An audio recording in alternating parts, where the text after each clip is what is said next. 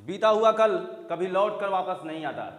बीता हुआ कल अच्छा था या बुरा था, इसकी परिकल्पना, इसकी अवधारणा हमारी ज़िंदगी की अग्रिम दिशा कभी तय नहीं करती है। लेकिन हाँ, आने वाला जीवन, आने वाला प्रतिफल, आने वाला क्षण ये आपके हाथ में है। आप इसे सुंदर और बहुत ही सुंदर बना सकते हैं। गुजरी हुई ज़िंदगी को कभी याद न कर, गुजरी हुई ज़िंदगी को कभी याद न कर। जो तकदीर में लिखा है उसकी फरियाद न कर। मेहनत करना है और उस मुकाम तक हमें अपने आप को ले जाना है जिसके लिए हम लगातार प्रतिबद्ध हैं। एक बहुत ही महत्वपूर्ण कंटेंट, एक बहुत ही सुनहरा अवसर जिसकी तैयारी सजो रहे हैं हम, जिसके महत्वपूर्ण कंटेंट में जोड़ रहे हैं हम, जिस महत्वपूर्ण धागे में पिरो रहे हैं हम आपको। जुड़े हमारे साथ और पूरे महत्वपूर्ण कंटेंट का एकदम सहजता से, आनंददायक स्थिति में आकर के, परिपूर्ण होकर के इस महत्वपूर्ण कंटेंट का आनंद लीजिए और याद करने का भी प्रयास कीजिए। वाकई में है क्या? जो चीज़ें हमारे सामने हैं, जिनको उल्लिखित कर रखा हूँ मैं, जिनके लिए एपिसोड बना रहा हूँ, वाकई में ये बिल्कुल टफ नहीं है, मज़ेदार है। इतिहास है ये, हमारे पुराने समय की बात है ये।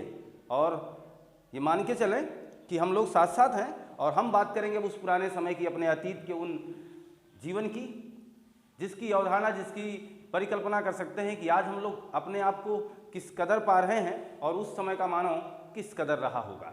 जहाँ मध्य पाषाण की बात होगी, जहाँ हम लोग इसके पीरियड की बात करेंगे, जहाँ मिजोलिथिक पीरियड की बात होगी, जो 12K से लगाकर लगभग आसपास आपके 6K के आसपास चली आएगी, यानी काफ़ी पीछे।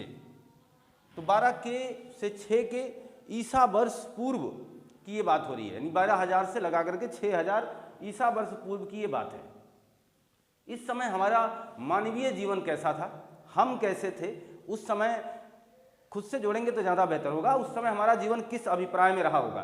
देखना, हम अगर बात करते हैं तो अगर पिछले एपिसोड की बात करें तो जॉन ब्रूस साहब की बात की हमने, जॉन ब्रूस, और एक अन्य नाम भी आप याद रखेंगे, थॉमसन साहब को। जॉन ब्रूस ने क्या किया?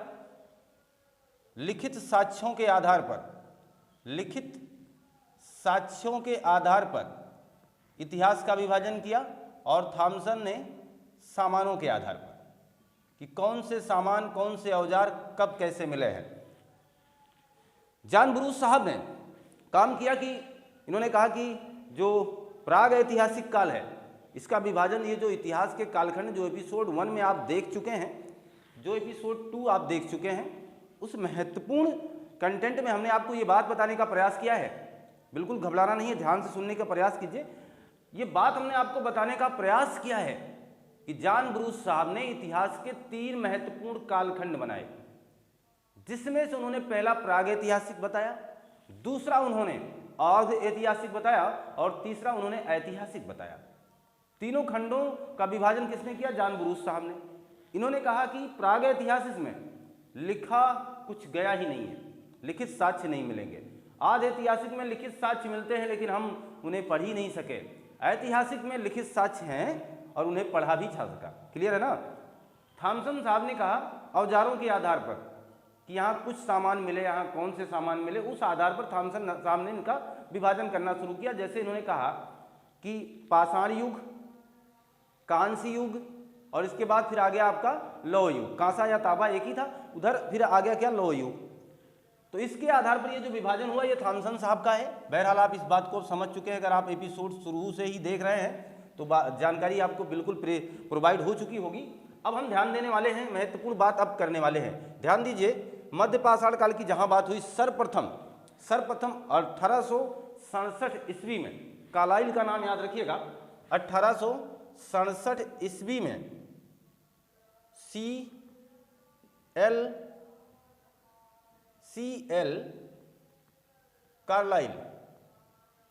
कार्लाइल नामक भूगोलवेत्ता कह सकते हैं, वैज्ञानिक ने सबसे पहले मध्य पाषाण की जानकारी दी, यानी जानकारी प्रस्तुत की।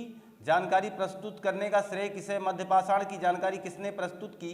तो आप तुरंत ये जवाब दीजिए कि सर CL कार्लाइल नामक वैज्ञानिक ने सर्वप्रथम ये बात प्रस्तुत की। CL कार्लाइल ने ये काम किया, छोटे छोटे छोटे छोटे पत्थरों से छोटे छोटे औजार बनाए जाने लगे। ध्यान देना, जब हम अभी इसके ठीक पहले यानी एपिसोड 2 में जब हम पूरा पाषाण काल पढ़ रहे थे तो उस समय हमने देखा कि वहाँ औजार तो थे, वहाँ औजार थे, चापर चापरिंग मिले थे, लेकिन वो बड़े बड़े औजार थे। अब ये लोग सूक्ष्म औजार, छोटे छोटे औजार बनाने लगे। तो छोटे छोटे पत्थरों का देखना, हर बात आपके सामने उल्लिखित करूंगा। छोटे छोटे पत्थरों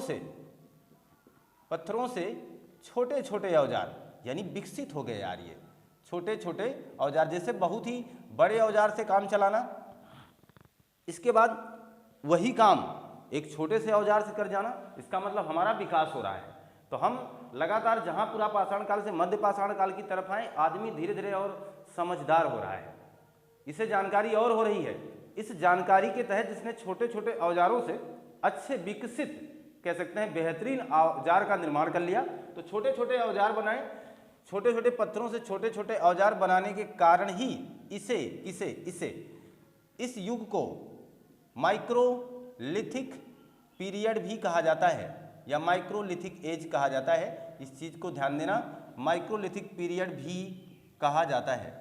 सारी बातें आपके सामने इसलिए ज़रूरी हैं क्योंकि कोई भी प्रश्न आपके एग्जाम के दृष्टिकोण से महत्वपूर्ण है और साबित होगा, ये हमें पूरा यकीन है। और आपकी पढ़ाई को मैं बेहतर करने का पूरा जिम्मा उठा रखा हूँ। देखना, इतिहास हमें कितना आनंददायक लगने वाला है। हम उस समय के मानव की बात कर रहे हैं, मध्य पाषाण काल के। आज से लगा के नहीं, हम अगर ईसा पूर्व की बात करें तो 12,000 ईसा पूर्व से लगा करके लगभग 6,000 ईसा पूर्व तक, ये कसम नहीं खाई जाती क्योंकि इसके डेट में अंतर आता रहेगा, उसका भी प्रमाण मैं दूंगा आपको। तो 12,000 से लगा करके 6,000 ईसा पूर्व तक का जो मामला था, जो दायरा था, उसे हम लोगों ने मध्य पाषाण काल में यानी मेजोलिथिक पीरियड में रखा। इस पीरियड में हमने बात की, C.L. कार्लाइल की बात कर ली। C.L. इनके द्वारा ये जानकारी प्रस्तुत की गई, इसलिए इनको ये श्रेय मिला है। परंतु एक महत्वपूर्ण बात यहाँ ध्यान देना, इसी युग को, इसी कालखंड को माइक्रोलिथिक पीरियड भी कहा जाता है। क्यों कहा जाता है? उसका कारण है क्योंकि यहाँ पर आदमी ने विकास किया, हम मानव ने विकास कर लिया, छोटे छोटे पत्थरों से छोटे छोटे औजार बना लिए, यानी हमारे काम ज़्यादा खतरनाक हो गए। अरे भाई, छोटे औजार ज़्यादा ही बेहतर होते हैं, छोटी छोटी बंदूकें देखो क्या कर जाती हैं। यानी हमारा विकास तब से लेकर के आज तक देखो इतना हो गया है कि हम बहुत बड़े से जानवर को एक छोटी सी बंदूक से गिरा सकते हैं, बहुत छोटे से औजार से। तब उस समय ऐसा नहीं था, ऐसी व्यवस्था नहीं थी। अगर वो इस समय होता तो फिर तो खतरनाक मामला था, लेकिन ऐसा नहीं था। ध्यान दीजिए, अभी हमारा जीवन वहीं पर है, हम अभी भी खाद्य आश्रित हैं, अभी भी हम खाद्य आश्रित हैं। हमें भोजन की तलाश अभी भी है, हमें भोजन की तलाश अभी भी है। हमें अभी हमारी सोच उतनी विकसित नहीं हुई है कि हम आपसे लगाव बना सकें, हम आपसे प्रेम कर सकें। ये उस समय की मानव की बात कर रहे हैं। आज तो हमारा मानव भावुक है, उस समय ये मानव भावुक नहीं थे, ज़्यादा शर्मीले थे क्योंकि इनके पास वस्त्र नहीं थे। अब ये जो मध्य पाषाण का जो मानव है, ये थोड़ा बहुत वस्त्र का इस्तेमाल करना शुरू कर दिया है। वस्त्र का मतलब इसने पेड़ों की छाल पहननी शुरू कर दी, पेड़ों की पत्तियां उठा उठा के अपने वस्त्र, अपने अंग को ढकना शुरू कर दिया। शर्मा रहा था ये। इससे ठीक पहले जो प्रागैतिहासिक काल का मानव था, पूरा पाषाण काल का जो मानव था, वो बहुत ही शर्मीला था क्योंकि उसके पास वस्त्र नहीं थे। तो इनोसेंट ये कह सकते हैं कि उसे सोचने की जो बड़ी ज़्यादा अभिप्राय जरूरत होती वो नहीं थी। लेकिन यहाँ थोड़े थोड़े विकास हो रहे हैं और इस मानव ने ये सारा काम करना शुरू किया। लेकिन अभी भी ये मानव खाद्य संग्राहक रहा। ध्यान दीजिएगा, खाद्य संग्राहक बना रहा। यह ऐसा इसलिए लिख रहा हूँ जिससे आप ये जान सकें कि मध्य पाषाण के पहले जो पूरा पाषाण काल आपने पढ़ा हुआ है, वहाँ मानव खाद्य संग्राहक ही था। और यहाँ देखिए क्या लिख रहे हैं, खाद्य संग्राहक बना रहा। बस इतनी सी बात है, इसने कुछ विकास किया, वो चीज़ अभी आपके सामने आएगा। खाद्य संग्राहक बना रहा, आखेटक बना रहा, यानी शिकारी बना रहा। आखेटक बना रहा।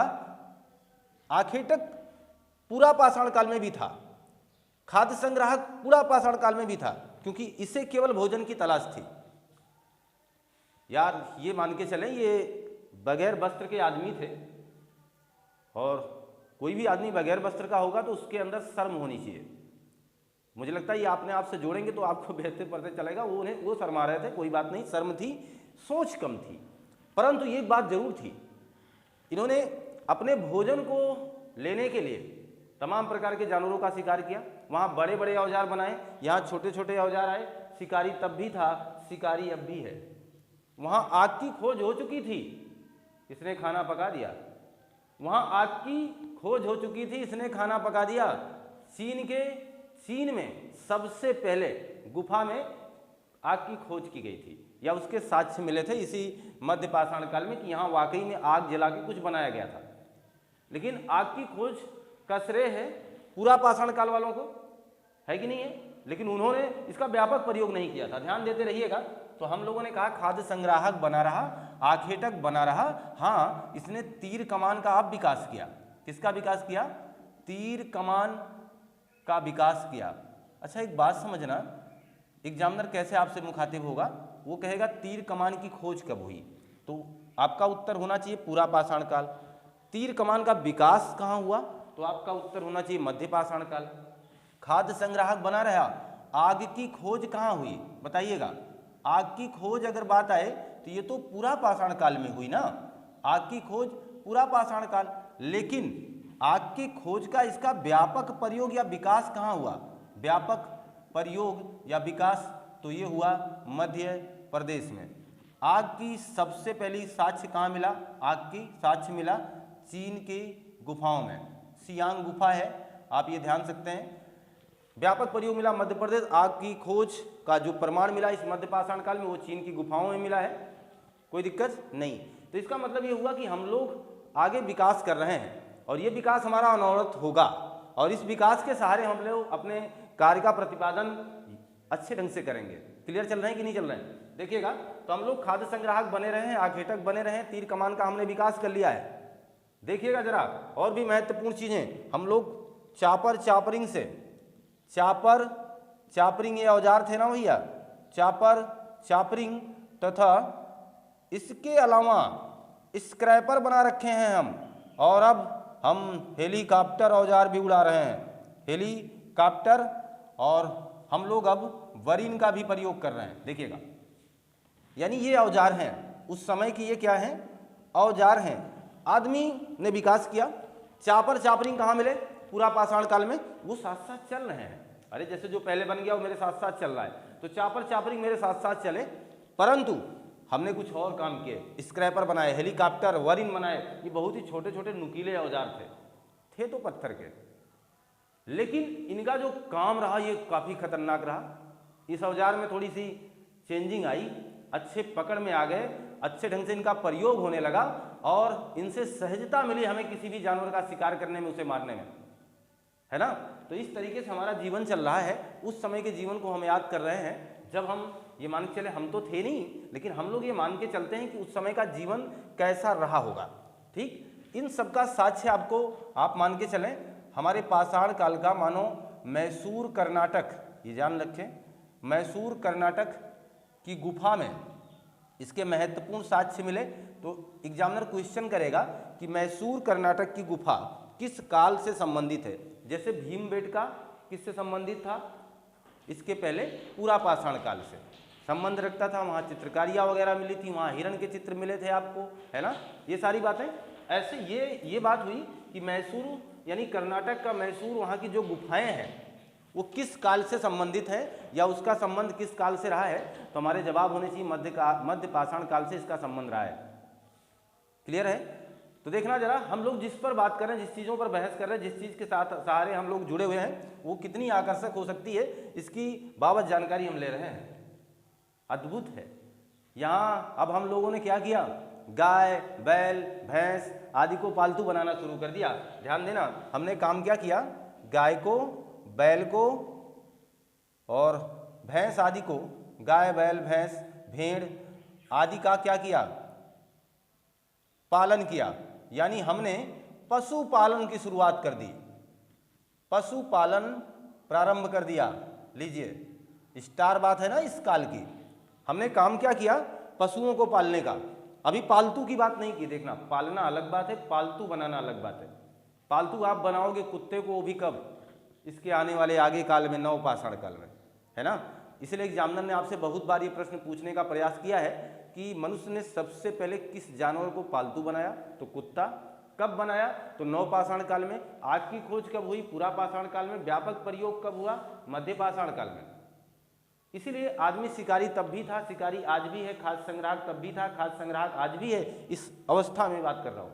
आपकी तरह धन संग्राहक नहीं है। आपके तो हाय राम पैसा, आपके पास तो केवल पैसे ही होना चाहिए। यानी आज का मानव धन संग्राहक है, तब का मानव खाद्य संग्राहक था। वो भोजन की ही तलाश में रहता था, उसे बहुत कुछ तामझाम हमारी तरह नहीं पता थे।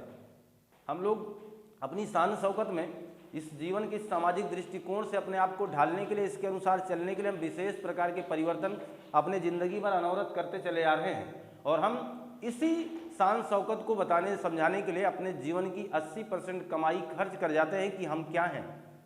एक मनुष्य जितना कमाता है उसका 80% वो इस बात में बताने में खर्च करता है कि मैं कौन हूँ, क्या हूँ, कैसा हूँ, कि मैं वाकई में बड़ा आदमी हूँ, मैंने डेवलप किया है। इस बात की, इस अंदरूनी जानकारी इस समाज को प्रोवाइड करा सकें, इसके लिए वो आदमी अपने घर में बड़े बड़े फंक्शन करवाएगा, बड़ी बड़ी व्यवस्थाएं करवाएगा, ज़्यादा से ज़्यादा पैसा खर्च करेगा। ये आज का मानव है, उसने धन संग्रहण को बहुत ज़्यादा महत्व दिया है। उस समय का मानव ऐसा नहीं था, क्योंकि उसके पास ये सारी सुविधाएं नहीं थी, ये सारी व्यवस्थाएं नहीं थी, इतनी ज़्यादा खोजें नहीं हुई थी, इतने ज़्यादा आविष्कार नहीं हुए थे, इसलिए उसे इसकी ज़रूरत ही नहीं थी। उसे केवल ज़रूरत थी कि किसकी? बस उसका पेट भर जाए। और इस पेट भरने के चक्कर में उसने ये सारे काम को अंजाम दिया है। पेट भरने के ही चक्कर में सारा मामला निर्भर रहा है। मैं अगर एक बात बोलूं, पूरा पाषाण काल, मध्य पाषाण काल की एक बारीकी आप समझ लो तो कुछ करना ही नहीं है। बारीकी यह है कि यहाँ का जीवन केवल पेट भरने पर निर्भर था। वो बड़े बड़े औजार बना रखे, थोड़ा सा विकास हुआ, इन्होंने छोटे छोटे औजार बनाए। उन्होंने आग की खोज की, लेकिन प्रयोग करना नहीं जाना। आग की खोज का इन्होंने व्यापक प्रयोग, व्यापक इस्तेमाल किया। उन्होंने किसी को पालतू नहीं बनाया, लेकिन इन्होंने पालन करना शुरू किया, पशु का पालन करना शुरू किया, पालतू नहीं बनाया इन्होंने भी। तो इस तरीके से हम महत्वपूर्ण अंतर को जान सकते हैं। वहाँ भीमबेटका प्रसिद्ध था, यहाँ मैसूर की कर्नाटक की गुफा प्रसिद्ध रहेगी, ये बात मान के चलें। अद्भुत बातें और भी शेयर करूँगा। पशु का पालना प्रारंभ किया और शहद जमा की है भाई इन्होंने। शहद जमा करना, शहद जान रहे हैं ना, बड़ा मीठा होता है। किससे? शहद।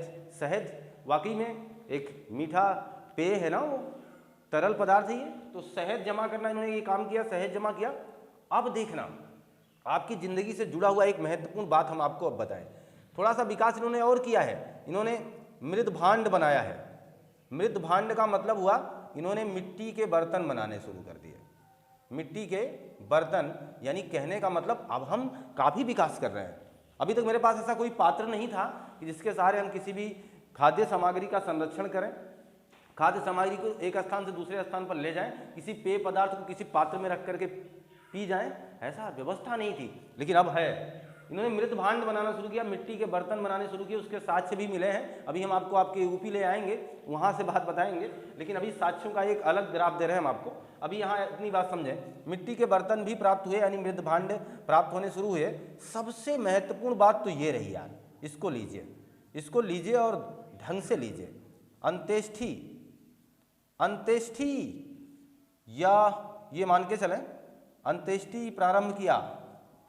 इस काल के लोगों ने अंत्येष्टि, स्टार बात है ये भाई, ये सारी बातें स्टार हैं।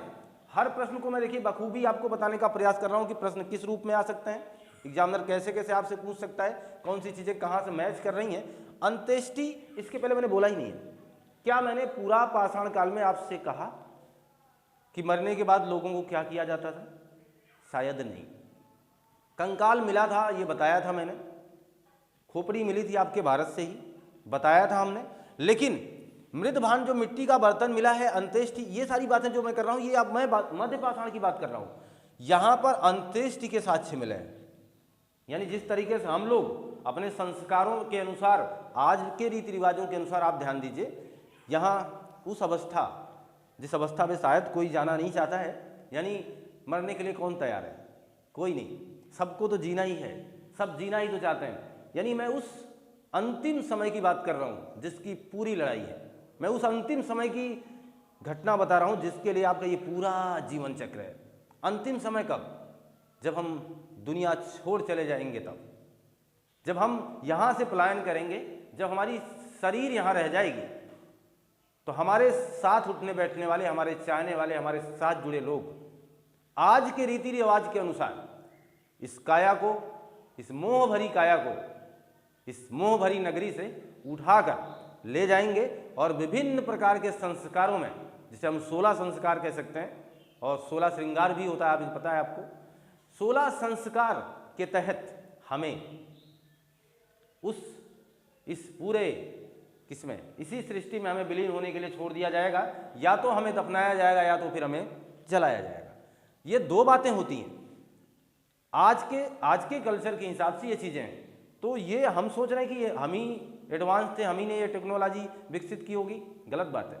आप एडवांस तो हैं, आपको कौन कहता है, कौन मना करता है कि आप एडवांस नहीं, आपसे ज़्यादा एडवांस कोई हो ही नहीं सकता है। आप बहुत ही आगे हैं, बहुत ही आगे हैं। शायद इसके आगे अब दुनिया क्या होगी, या तो फिर वही होगी कि मनुष्य भी हवा में उड़ेगा, लेकिन एडवांस टेक्नोलॉजी के तहत आप जीवन जी रहे हैं। लेकिन यहाँ पर क्या था, यहाँ ऐसा नहीं था, इनके लिए अद्भुत था। अगर हम सोचे इतने वर्ष पहले भी अंत्येष्टि हुई तो मज़ेदार बात है। अभी तो हमारे वेद पुराण की रचना ही नहीं हुई है, अभी तो हम लोगों ने वेदों पुराणों से जाना कि किसी व्यक्ति की संस्कार कैसे किए जाएंगे, वहाँ लिखे गए, लेकिन यहाँ इनके पास ऐसा कोई व्यवस्था ही नहीं थी। लेकिन ये इनकी सोच थी, इन्होंने क्या किया, अंत्येष्टि प्रारंभ किया। अद्भुत ये रहा कि इन्होंने लोकोत्तर जीवन में विश्वास किया। आज का मानव भी इस विकास का विश्वास कर रहा है, लोकोत्तर जीवन में विश्वास। किस काल के मानव को लोकोत्तर जीवन में विश्वास रहा? मध्य पाषाण के मानव को लोकोत्तर जीवन में विश्वास करता था ये मानव। इसका मानना था, लोकोत्तर का मतलब क्या, इसका मानना था कि इस लोक के उत्तर भी कोई है, इस लोक के बाद भी कोई लोक है, यानी हम मरने के बाद कहीं और चले जाते हैं। इसका मतलब यह था कि हमारे प्राण निकलते हैं, जैसे भगवान श्री कृष्ण ने गीता में कहा आत्मा अजर है, अमर है। तिनका भी मानना था कि एक ज्वाला है जो निकल गई, जिसको आइंस्टीन ने कहा कि वो उष्मा है, जिसको महात्मा बुद्ध ने कहा कि हमारे शरीर में केवल एक मात्र ऊर्जा है, जिस दिन ऊर्जा नष्ट होगी उस दिन हम नष्ट हो गए। तो ये चीज़ें थी, अलग अलग दृष्टिकोण में अलग अलग लोगों ने अपने अपने अलग अलग अभिप्राय बताने का प्रयास किया है। तो ये लोकोत्तर जीवन में विश्वास करते थे, इनका मानना था आज के बाद हम कहीं जाएंगे तो हम बिल्कुल अलग बन करके जाएंगे और हमारी ये शरीर, ये काया यहीं रह जाएगी। इस बात को सोच करके इन लोगों ने इन्हें दफनाना शुरू कर दिया। जलाना की बात छोड़िए, अभी तो अंत्येष्टि में दफनाने की ही बात आई है। दफनाना शुरू किया, गड्ढे बनाए और इस गड्ढों में इन्हें दफना दिया। गड्ढे में मान लीजिए इस मनुष्य को रखा है, इन्होंने दफना दिया है इस मनुष्य को, यानी इसकी मृत्यु हो चुकी है, डेथ हो चुका है। अब क्या हुआ, इन्होंने इसके साथ साथ इसकी पसंद की वस्तु भी रखी। पसंद की वस्तु यानी कहने का मतलब उस समय तो आइसक्रीम वगैरह नहीं था, मिठाई वगैरह नहीं रही होगी शायद, लेकिन जो भी ये पसंद करता था, जिस प्रकार का ये मांस पसंद करता रहा होगा, जिस क्वालिटी का मांस पसंद करता रहा होगा, जो भी प्रकार का मांस खाता रहा होगा, जैसे आप विशेष प्रकार की क्वालिटी वाले अलग अलग प्रकार के मांस का सेवन करते हैं। कुछ लोग ऐसे हैं जो घर पे बताते नहीं फिर भी खाते हैं, कुछ लोग ऐसे हैं जो रात चलते और अंडे खा जाते हैं। कुछ महिलाओं की बात हम करें तो वो रास्ते में बाहर अंडे खा लेंगी, परिवार में वो बताएंगे नहीं मैं खाती नहीं हूँ।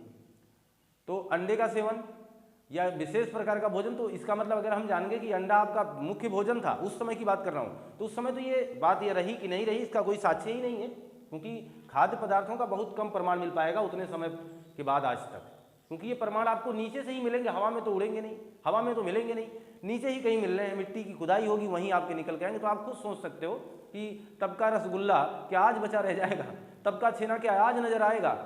हाँ, कुछ यादें हैं जो सजोई गई हैं, कुछ यादें हैं जो मजबूत धागे हैं उनको पिरोया गया है, वो आपके सामने आपके स्क्रीन पर सजाया जा रहा है। उम्मीद है हमें कंटेंट से जुड़कर आपको मज़ा भी आ रहा होगा, अच्छा लग रहा होगा ये कंटेंट देखना। तो पसंद की वस्तु रखो भाई इनके साथ साथ। आगे देखिएगा, पसंद की वस्तु रख दिया, इनका जो पसंदीदा औजार था उसको भी रख दिया, औजार था उसे भी रख दिया। पसंद की वस्तु यानी खाद्य सामग्री जो इनको सबसे अच्छी लगी होगी, मैंने उसे इन्हीं के साथ रख दिया। इनके साथ मैंने कुछ काम के बर्तन, मृत भांड वगैरह डाल दिए। ये सारी बातें मिली हमें। ध्यान देना, मैंने बात क्या की, मध्य पाषाण काल का मानो अंत्येष्टि प्रारंभ किया, इसने मनुष्य को दफनाना शुरू कर दिया और दफनाने के साथ साथ उसे लोकोत्तर जीवन में बड़ा विश्वास था। उसे पता था हमारा ये पूर्वज, हमारा ये पिता, हमारी ये भाई, हमारा ये बहन, जो कुछ भी रहा होगा, ये किसी और जीवन की सफर पे जा रहा है, अतः इसे सब चीज़ की जरूरत पड़ेगी दोस्त, सब चीज़ की। अब उस समय क्या व्यवस्था रही। खाद्य भोजन में इतनी बात हमें पता चल चुकी है कि इस समय का मानव मछली का भी शिकार करना शुरू कर दिया था, यानी मछली को पकड़ना शुरू कर चुका था, इसलिए मछली वगैरह भी दफनाए जाने लगे होंगे।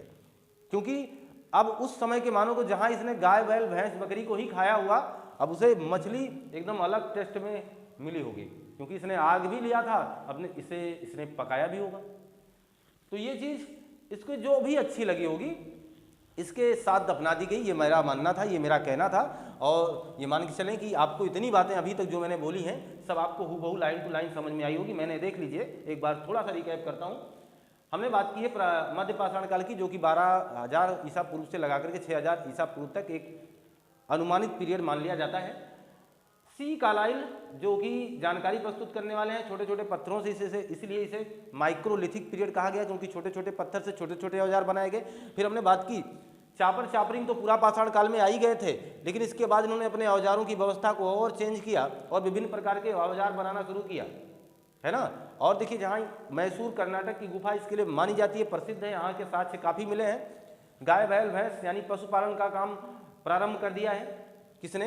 मध्य पाषाण काल के मानव ने पशुपालन को प्रारंभ कर दिया है। मृत भांड बनाना शुरू किया, मिट्टी के बर्तन यानी खाद्य को संग्रह करने के लिए खाद्य संग्राहक रहा, आखेटक तो बना ही रहा है। तीर कमान का विकास किया, आग की खोज का व्यापक प्रयोग करने लगा, जिसका महत्वपूर्ण साक्ष्य चीन की गुफाओं में मिला। इस चीज़ की क्लियर जानकारी आपको मिल चुकी है, आगे देखिएगा। और हम लोगों ने बात किया इस काल के मानव को लोकोत्तर जीवन में विश्वास था, इसलिए इसने अंत्येष्टि प्रक्रिया को बेहतरीन संपादन करने का जिम्मा उठा रखा। आप इसका स्क्रीनशॉट लीजिए। ये मान चलें कि आपने स्क्रीनशॉट ले लिया होगा। अब मैं मध्य पाषाण के महत्वपूर्ण प्रश्नों की जानकारी आपके साथ शेयर करूंगा। अभी हम लोग मध्य पाषाण काल का थोड़ा सा एक नमूना जान चुके हैं कि मध्य पाषाण काल में हमारा जीवन किस तरीके से किस अभिप्राय में रहा है। बहुत ही मज़ेदार ये कंटेंट है, ये लम्हा है। वाकई में हम उन बातों को अपने साथ जोड़ रहे हैं जिन यादों से हमें जुड़ना चाहिए। इन्हीं यादों से हमसे कोई प्रश्न पूछे, क्या कितना अद्भुत है ना। हमसे कोई पूछे कि हमारे दादा क्या क्या खाते थे, हमसे कोई पूछे कि हमारे पूर्वजों में हमारे दादा, हमारे नाना, हमारे नानी क्या क्या खाती, किस किस चीज़ का सेवन करती, कितना अद्भुत लगेगा ना, हमें आश्चर्यचकित हो जाओगे आप। और ऐसे प्रश्नों के जवाब देने में बड़ा मजा आएगा। लेकिन हम इतने करीब का प्रश्न नहीं पूछ रहे हैं, ये आपके बहुत पुराने पूर्वजों की बात कर रहे हैं, लेकिन फिर भी हैं तो अपने, हैं तो हमसे जुड़े हुए, इसलिए इनकी जरूरी बातें हमारे लिए बहुत ही जरूरी हैं। अब देखना, मध्य पाषाण काल के महत्वपूर्ण साक्ष्यों की मैं बात करूंगा। साक्ष्य, और बगैर साक्ष्य या सबूत के कोई काम नहीं होता, कोई किसी भी बात का अंजाम तक पहुंचना मुश्किल है। तो अब साक्ष्यों की बात होगी और जबरदस्त बात होगी। साक्ष्य में सबसे पहला स्थान यहां से उठाऊंगा मैं बागौर का।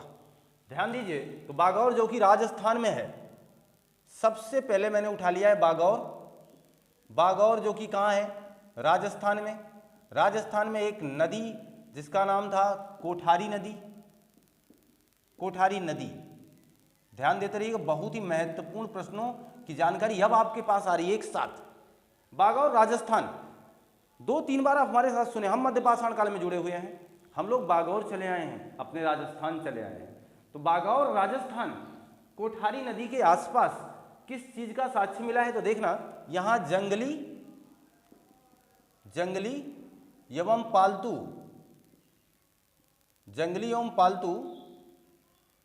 दोनों ही पशुओं के साक्ष्य मिले हैं। दोनों ही पशुओं के क्या मिले हैं? साक्ष्य मिले हैं। तो ये क्लियर बात होगी ना। तो जंगली और पालतू दोनों ही पशुओं के साक्ष्य कहाँ से मिले हैं? बागौर से। इससे ये पता चलता है, इससे जानकारी हमारे पास आती है कि वाकई में अच्छा हम लोग ये काम करने लगे थे, हम लोग ये दायित्व निभा रहे थे कि हम लोग किसी भी जानवर को पालतू वगैरह बना रहे थे क्या। लेकिन हाँ, अद्भुत बात यह है कि हम यहाँ पशुपालन कर रहे थे। देखना, कोई बकरी पालेगा ना तो उसे पालतू ना कह करके पशुपालन की श्रेणी में रखा जाएगा।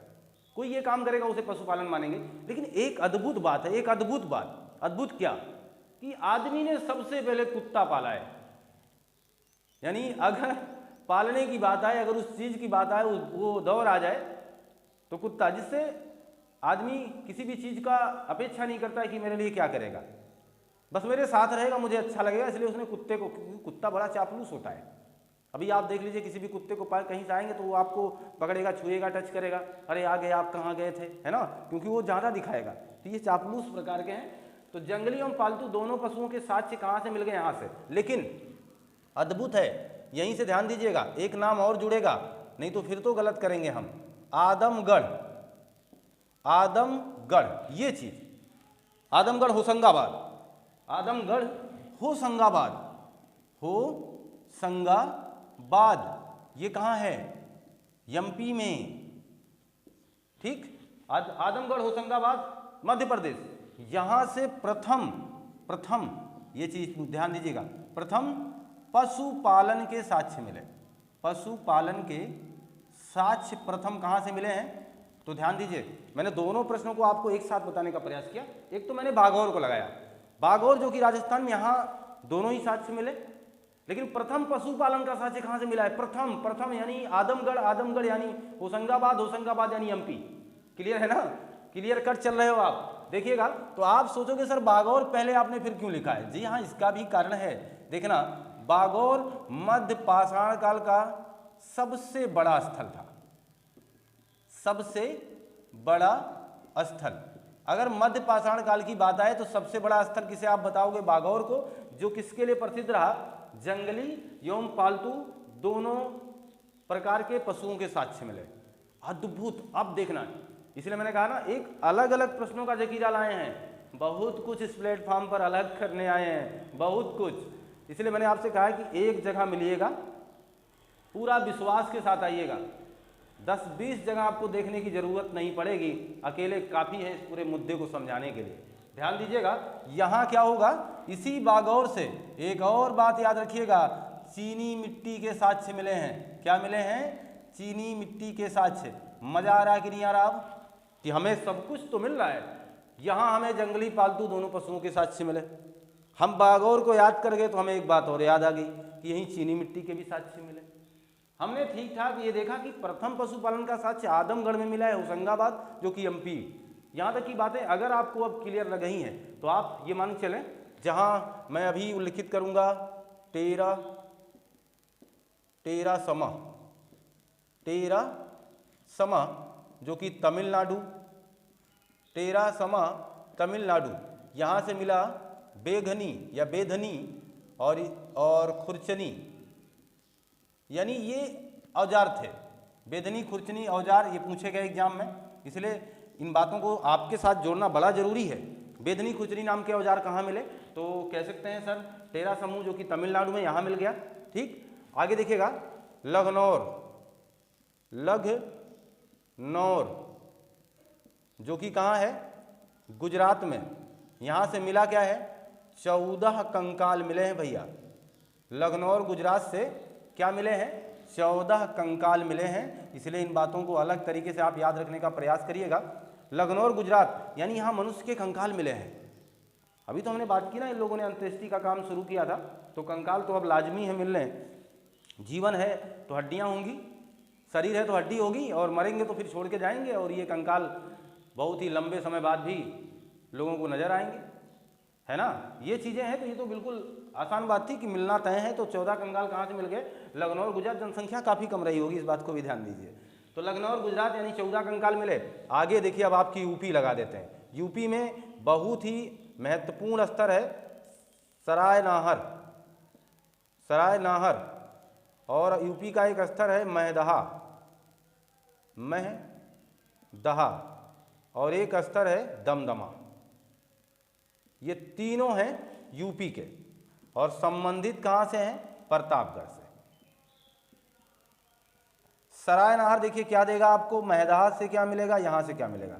सरायनहार से मिला स्तंभगर्त, सबको बताऊंगा क्रमशः। स्तंभगर्त यहाँ मिले युद्ध में हत्या के साक्ष्य, यानी युद्ध हुआ, लड़ाई होगी भाई, देख लीजिए, युद्ध में हत्या के साक्ष्य मिले।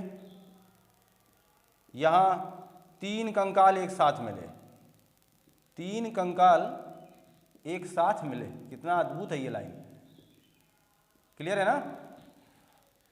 सरायनहार जो कि यूपी प्रतापगढ़ से बिलोंग करेगा। स्तंभगर्त युद्ध में हत्या के साक्ष्य मिले, 3 कंकाल एक साथ मिले।